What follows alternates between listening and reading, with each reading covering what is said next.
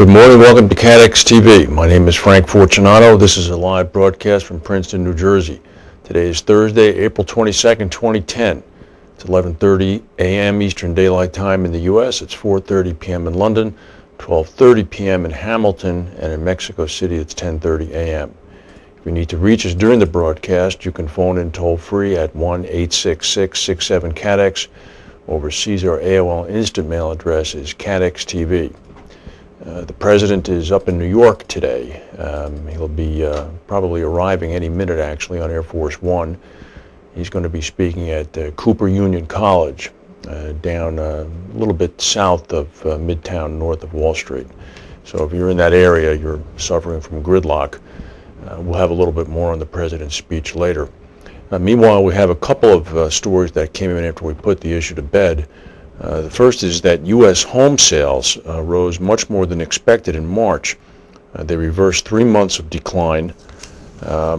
Sales of previously occupied homes rose 6.8% to a seasonally adjusted rate of 5.35 million. That's the highest level since December. Sales had been expected to rise 5.2%, so they went up 6.8%. Stock market is not impressed. It's down about 85 points. There's some other news. The head of Guy Carpenter's retro team has left the company. This is amid rumors of another corporate restructuring at Carpenter. Adrian Stewart, managing director of Retrocessional Specialty, left Carpenter earlier this week. Sources inside Carpenter are saying that widespread job cuts, such as the 350 people who were made redundant back in '08, are unlikely, although several senior staff will be moving on. Stewart, of course, is not the first to leave Carpenter of late. Charlie Fry, COO of Carpenter, and Mark Hewitt, chairman of Carpenter's UK broker arm, have both left in recent months. So we'll obviously keep our eyes on that. Carpenter's a big fish. Well, we'll go to our main news. The main news is the thunderous explosion at the oil rig operated by British Petroleum about 70 miles off the Louisiana coast. Here's a picture of it from the air. It might take a while to get oriented to this.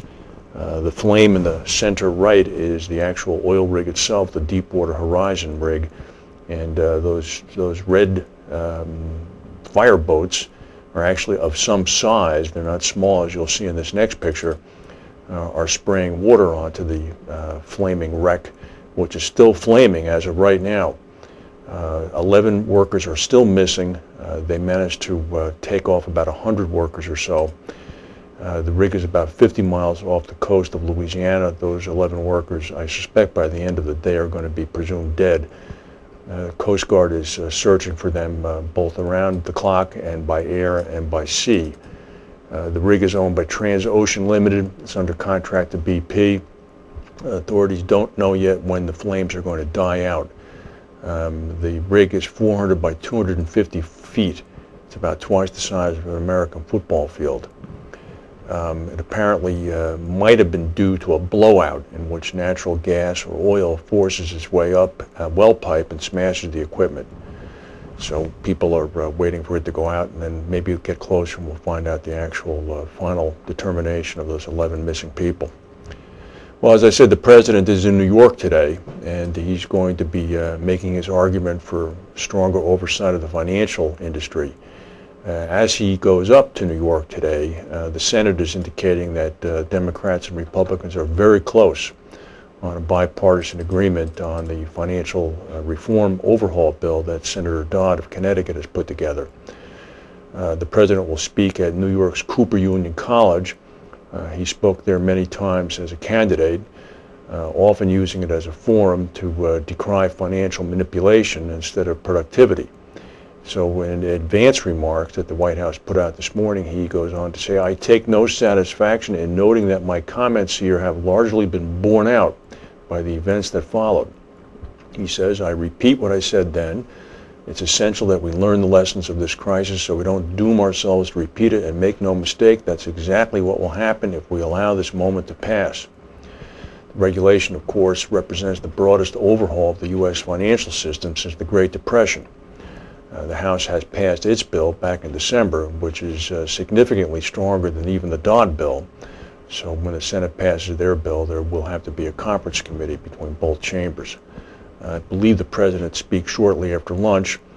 The Chief Operating Officer of Goldman Sachs, Mr. Cohn, apparently is going to be in the audience.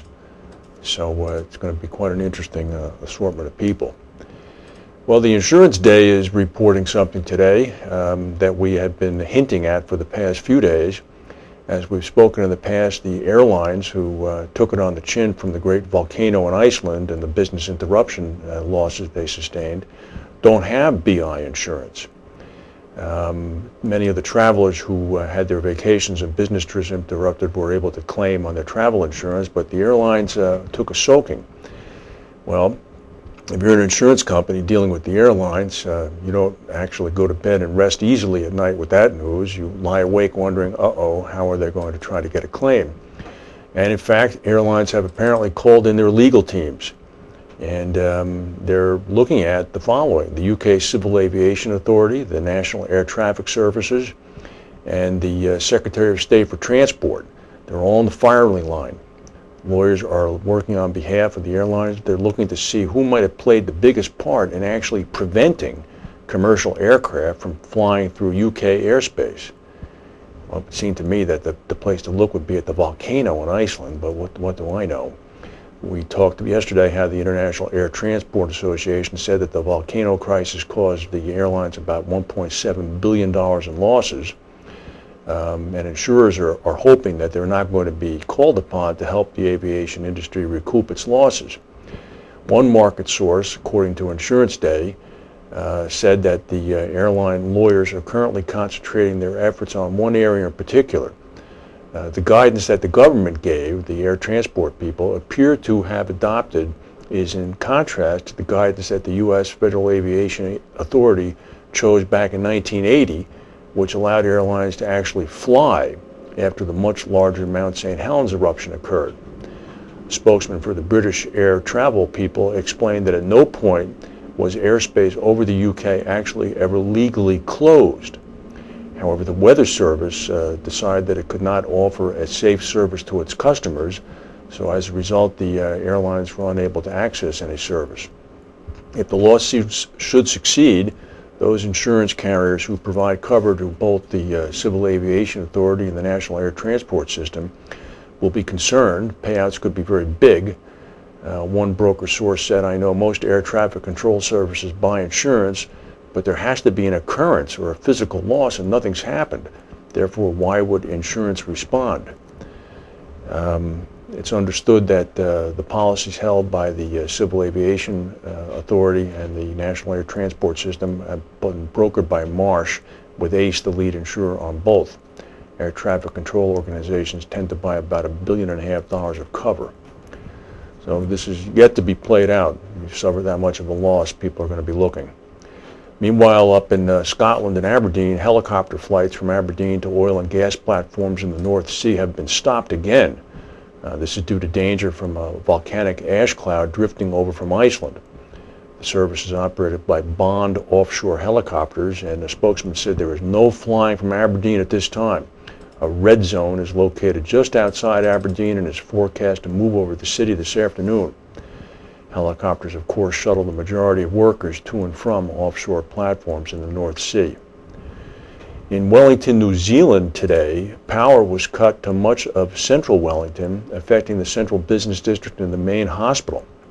This is according to the local electricity provider, Genesis Energy.